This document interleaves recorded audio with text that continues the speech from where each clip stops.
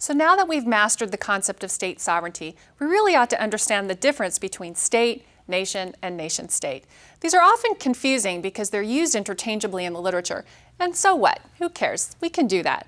But let's try to understand the distinctions between them. So for state, as I've been mentioning, they're externally recognized by others. They have internal sovereignty, meaning that the population within a particular territory expresses allegiance to that governing authority. And of course, there is a geographic component, meaning that that sovereign entity governs a particular part of land or geography, territory. The difference between that and a nation is that nations really share certain common characteristics like language, history, identity, belonging. So state and nation doesn't necessarily come together, but they can. There can be a territorial unit which has domestic allegiance among the governing population that is recognized by others as a sovereign entity that also shares a common past, a common language, and other common cultural characteristics. That would be a nation-state.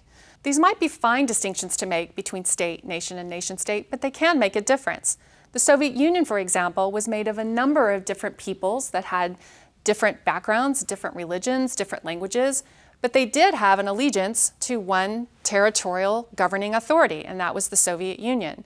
The Palestinians today, for example, or the Kurdish population, they share a particular past, background, religion, language, but they don't really share a territory necessarily. They're dispersed in many different places, and they aren't necessarily recognized as a governing entity.